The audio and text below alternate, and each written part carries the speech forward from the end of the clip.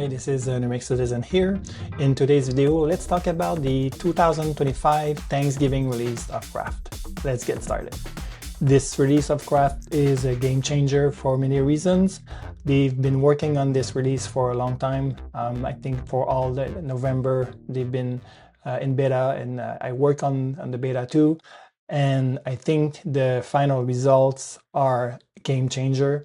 I think that we are at a turning point in the Craft history for an app that has been around for a few years now, like in four years. I think now it's very mature. Of course, there are some issues, but I think this release really marks a good turning point. And this video is going to be covering a lot of stuff, starting with some basic enhancements. I'll start with the navigation within the application. If I hover my mouse at the top of the Craft window, you'll see that the tabs are showing only when I hover this area. If I remove the mouse, then it disappears. The change is very welcome because it means that there is more room for the content. To make that work, if I right-click on this tabs area, you can show at the top always visible like it was before, or auto hide, which is the configuration that I'm using. I can decide also to show the tabs in the left sidebar like that. I don't really like this way of working. I prefer to have those available only at the top. Next in the list of improvements is the code block, which has been pretty much redone. I'm not a big user of code blocks in my documents, but I do use in one place code blocks. It's for the YouTube description in my YouTube video template. And this is the template. Actually, this is the document that I'm using for this recording. And I type my video description in this field because I like the way it displays, and I think it's closer to what we see on the web. So the look of the block has changed, has been tweaked, and the editing experience is much better. It's much more smoother, and it's closer to an actual code editor, which means that you can, for example, you can change the syntax to use for interpreting the content of this text. So I can select that, and I will say that it is I think there's a markdown here. And also you can change the look of the text itself. So it's really nice. And one of the things is that you can work full screen now, something that you couldn't do. And if you go in focus mode, then you will see that it's a real full screen editor. And I think it's super nice to add that. So that's for the code block improvements. I almost forgot to mention that now the size of the code block is much larger, which is actually, there is apparently no limits. The other thing is that there's a better syntax formatting. And the last thing is that now you can do some live math. I'm not exactly sure what it means, but if you are doing maths in a code block, then this update is for you. This fall, I decided to move all my YouTube video documents into a collection because I knew that the Craft team were working on a lot of improvements to collections. This release of Craft really delivered in that area. My YouTube collection here in this document, you will see that again, if I go in a full screen mode, then you will see that the look of the collection block has been refined. You can also work in full space, and something that might be looking like Notion. If you are a user of Notion, it looks similar. If I go back, escape to go out of this view, and I can just go here and use my different filtering, sorting, and grouping function or feature to organize the content of my collection. You can also, as you know, create different views depending of how you want to filter the content or the collection items. So that's very, very nice. And you will see that in this collection, there is more than 100 collection items. It's still fast, but you can see there is some slowdown sometimes, because as you add more content in your collection, then things might start to slow down just a bit. Depending on the device or the computer that you're using, this is a M4 Mac Mini, so it's rather fast, but on my M2 MacBook Airs, you can see a difference in using both. They really improve the collection, so now I'm very enthusiastic at using collection in Craft. I still remember the Craft objects era where they were trying to do something different. I found a few new use cases for collections, and I think this release really goes well beyond my expectation in the improvements and what they've been doing for that, and they promise to do even more improvements in the future. So I'm really happy with what they've done in collections. Next up in the list, whiteboards. They've completely replaced the underlying technology that they use to support whiteboarding in Craft, and the change is night and day. For those who were using the whiteboard in beta, those people will need to convert those drawings with the new format. You will lose some data along the way when you are doing this conversion, but if you are starting to use the whiteboarding feature in Craft, there's no issue of data conversion. I'll show you an example. I'm only starting to find some use cases for whiteboards in Craft because I'm a big fan of Apple Freeform. I've been doing a lot of diagramming with this app. I'm also using Apple Keynote to do a lot of diagramming or different graphics things, but I do think there is some use cases where using the diagramming tool within Craft without having to switch between applications is really nice. So I'll show you an example in the Craft Bible. So as you might probably know, I'm working on a report of or an analysis of each Craft release, and I've been working on this release, and I kind of created a diagram explaining something new in Craft 3.3.1. So if I go in this section here, I'll go in this report, you will see that I have created a whiteboard to explain something about the use of APIs and the MCP feature. So I just double click on that. It should come up with the diagramming environment. So you will see that the toolbar is at the top, and there's a little number because you can change the tool that you are about to use simply by using the keyboard. So if you want to do a circle and you type 4, then you should be able to do a circle as soon as you do the right thing. So you can change the tool simply by using the keyboard, which is something really nice. You can do some drawing like that. You can change the strokes width, the color. You can change the opacity. For that, you need to select the object itself, and then you will be able to change the opacity. You can also type some text. I think the text thing, this is some text. I think the text portion needs a little bit of work because it's rather simple. If I want to change the size, you can do this like that. But if I want to force a new line and have a block of text that takes more space vertically instead of horizontally, then I don't know how to do that with this way of working. It's always changing the size of the text. So as you can see, it's very simple to use. You can import images, you can erase, and there are some other tools here like a laser pointer. If you are using a presentation mode, you can select with a lasso like this. So that's really nice. You can do a framing tool, which I think I can use that to group together some objects and put them into a frame. Also, I can change the background. I decided to use a light yellow background for my canvas all the time because I want to have my whiteboard to be well defined within my document. It's a real improvement. It's really nice. It's really fast, and I never had any data lost after using this version of the whiteboard, something that was pretty happening often with the beta version of the previous technology. It's a very big improvement. It's a welcome improvement.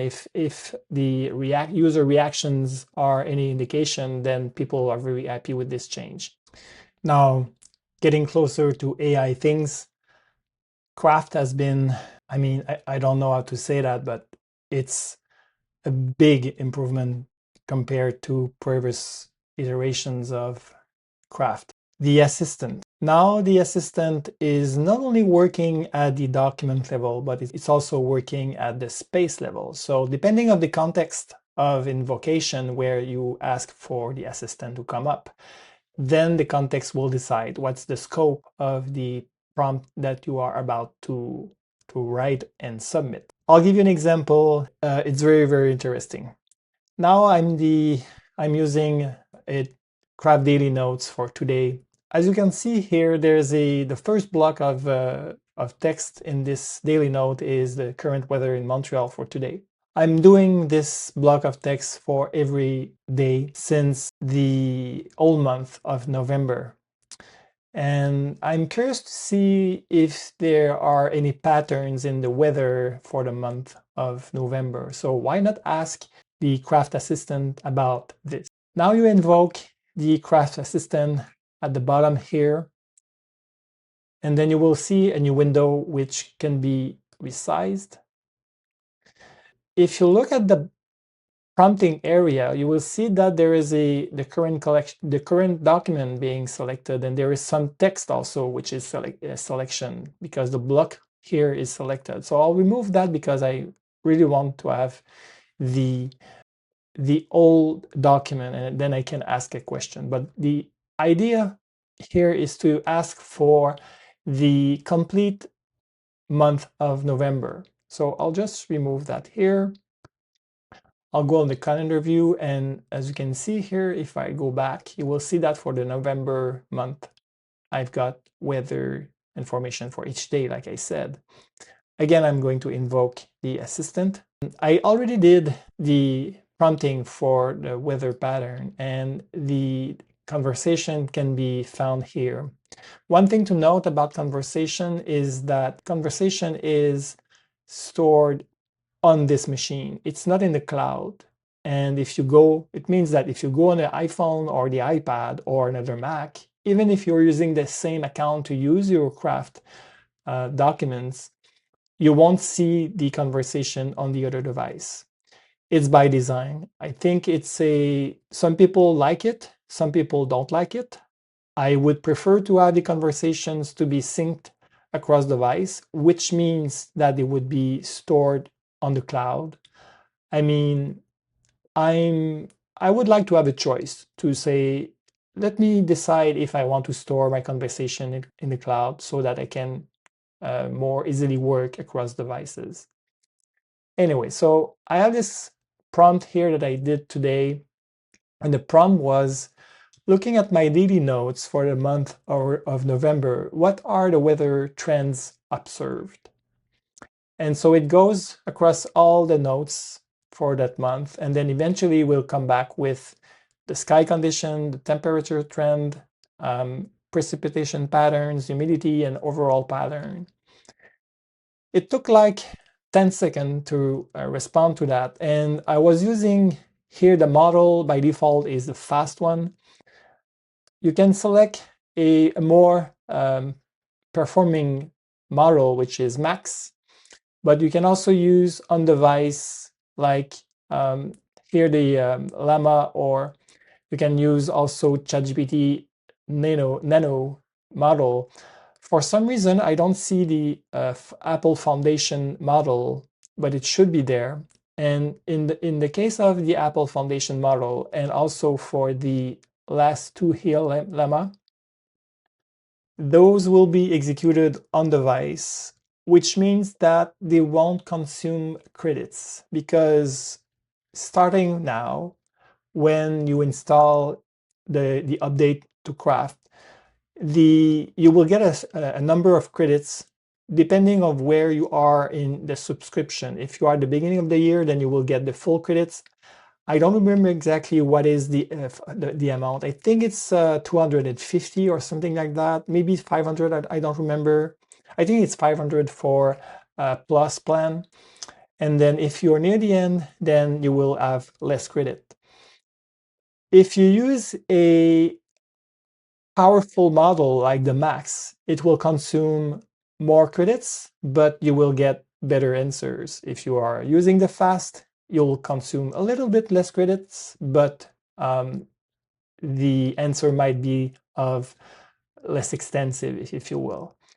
For example, it took like 10 seconds to respond to this prompt, very simple prompt. And as you can see, there's about 30 documents, 30 daily notes to go across and read all the first block of text, because this is where the weather information is located.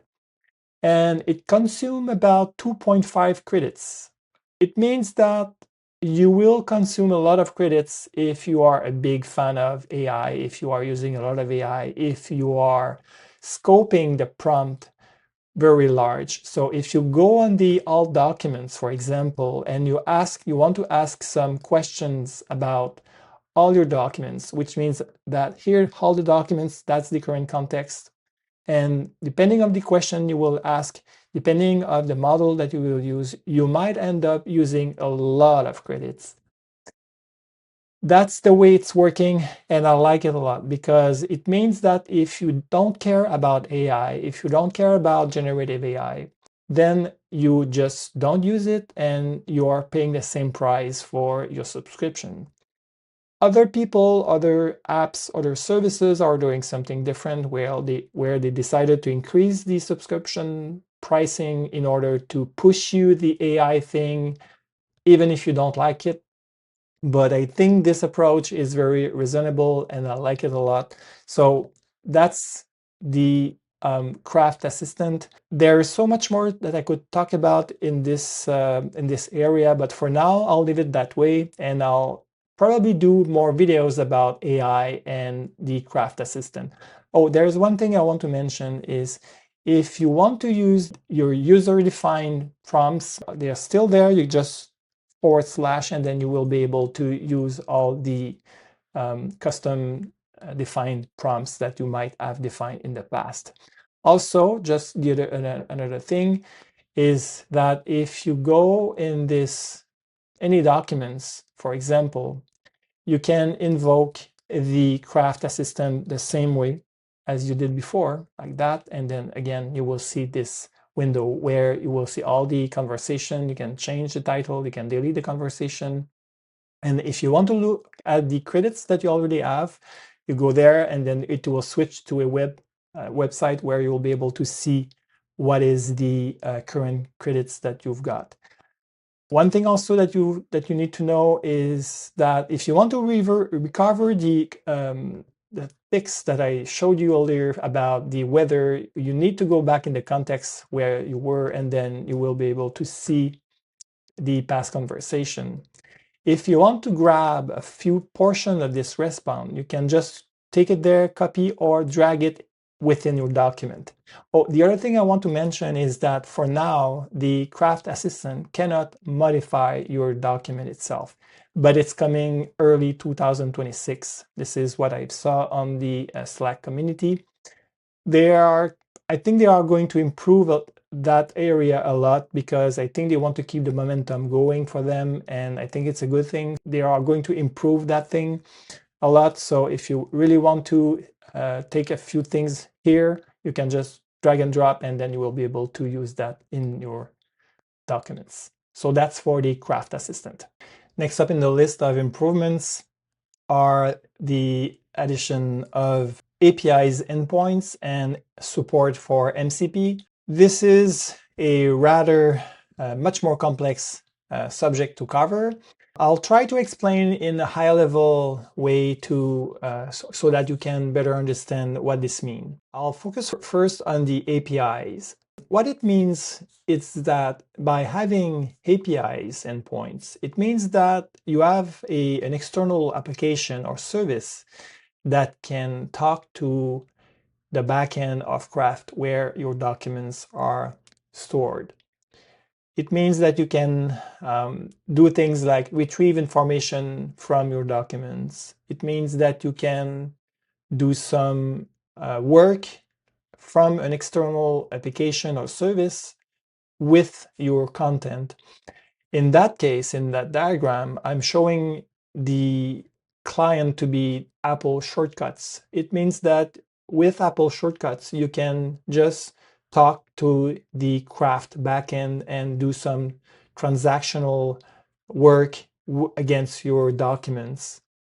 And then you will be able to build complex workflows. It's not about AI per se, but you could also add some AI related work in a shortcuts by using an action that will talk to ChatGPT or Apple Foundation models, which is actually within Apple Intelligence framework.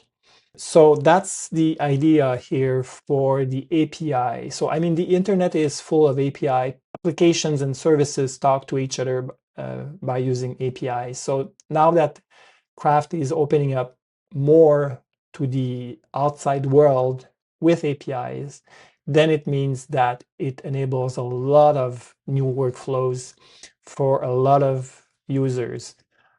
Personally, I'm still thinking about how I could take advantage of that. I don't see a lot of use case for now. I know that I'm going to use shortcuts if I want to take advantage of APIs. I'm not a big fan of editing shortcuts on the Mac because the editor is very buggy, and I don't know why, but Apple shortcuts it's hard for me to do some programming with that. Anyway, so that's for the APIs endpoint. Now for the MCP thing, is about working with your content and some AI service like OpenAI or Claude or other services which are supporting MCP. MCP is a way to describe a way to communicate with the backend with like Craft, for example. Instead of having each like OpenAI to find a way to talk to Craft or talk to another backend service like maybe Notion, and having to implement different protocol or different way to talk to different services. Someone, I think it's Anthropic, they work on this standard, which is called MCP, which enables a service to describe itself in order to be able consumable by a service like OpenAI or Claude. What you do when you're working with MCPs is that you are creating an endpoint and you are exposing some documents through that endpoint. And then you will be able to use OpenAI, ChatGPT, for example, and you will be able to send any prompt to your content and use the model that you want. It's very profound because it means that when you're using an external tool to do some AI related stuff, it means that you don't consume your credits in the Craft environment. It means that you are using the whatever service that you are paying for or not from the client like OpenAI, ChatGPT. So it's very interesting. It means that you can select the model that you want to select. Maybe it's a different model than the ones that are available currently in ChatGPT. It means that if there is a new model that comes out, you will be able to use that model outside of Craft, and through MCP, you will be able to work with your content. In the next portion of the video, I'll show you how you define an MCP or a API endpoint, and you will see that it's rather simple, but you need to understand what's going on when you are doing this configuration. The configuration of APIs and MCP endpoints is done through the new Imagine item in the left sidebar here. And when you click on that, this is the page that you will get. I have one endpoint actually now configured. It's called My API. I can create an MCP connection if I want. An MCP connection or API endpoint is pretty much the same. Once I'm creating a connection, I can decide to expose either my daily notes or tasks, or I can select documents that will be exposed through this endpoint. It's a rather interesting thing because it means that the MCP connection won't have access to all your documents in your space. You need to decide which documents that you want to expose to the API or to the MCP endpoint. It's by design, it's a limitation because the idea behind that is that you don't expose anything that you wouldn't want to be exposed to external services like Claude or ChatGPT. So I think it's a very good approach to this problem. I'll go at the, for example, at this connection here. This is the name I decided to use. There is a URL that you will use in the tool in order to connect to the endpoint. That's the document exposed. There's only one document. It's called testing API calls. I could add more documents. I don't know the limits of how many documents that you can add to the endpoint, but I know that there's a limit of 10 API endpoint and 10 MCP endpoint that you can configure.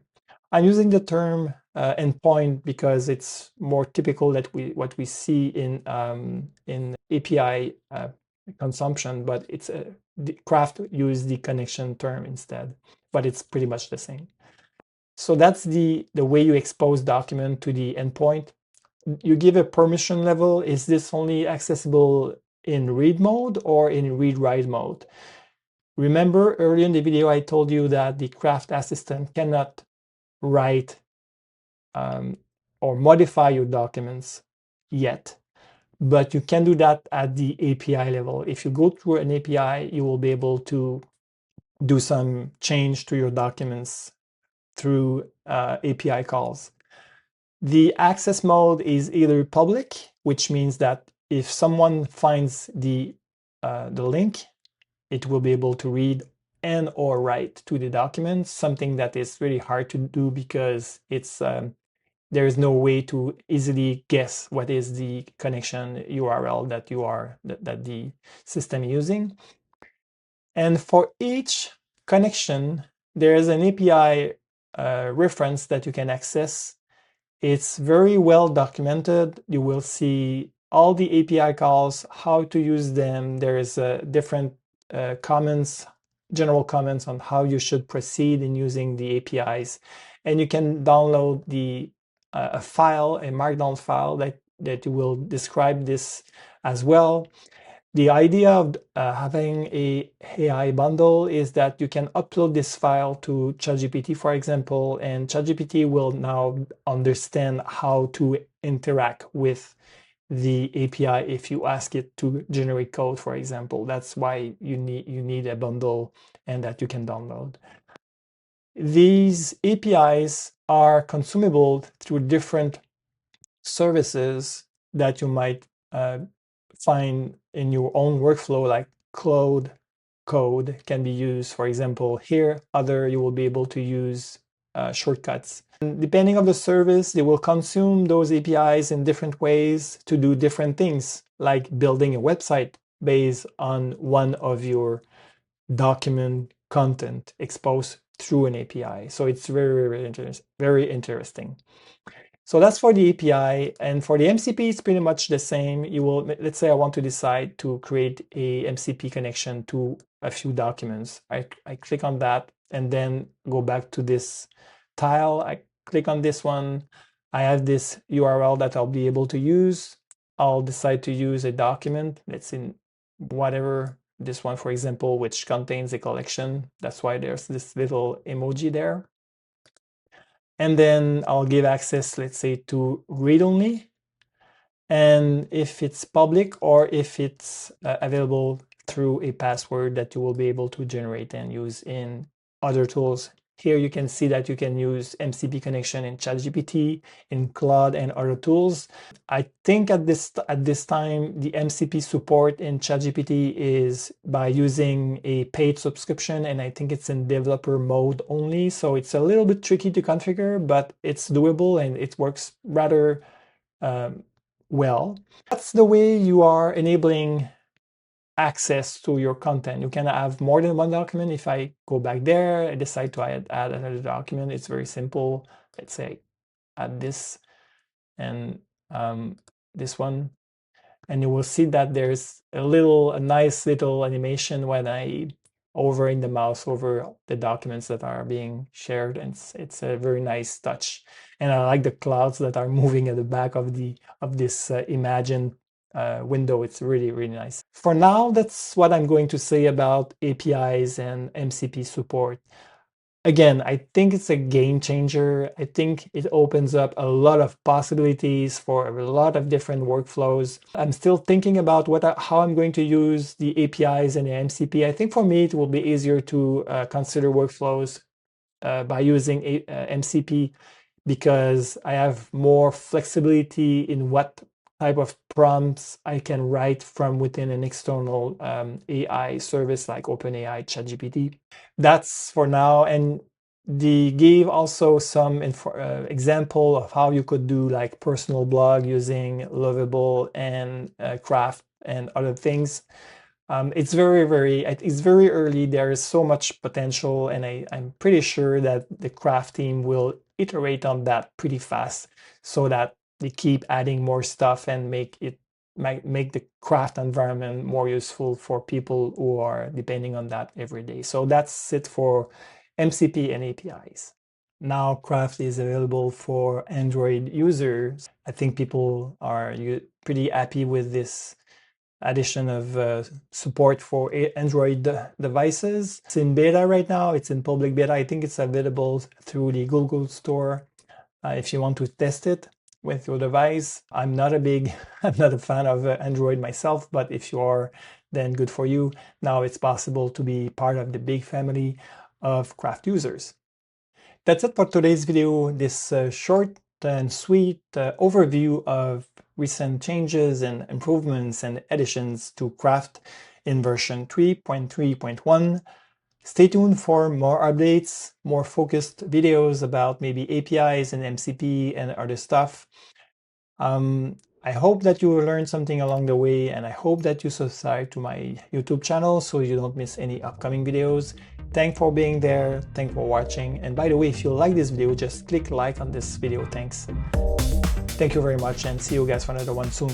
Bye.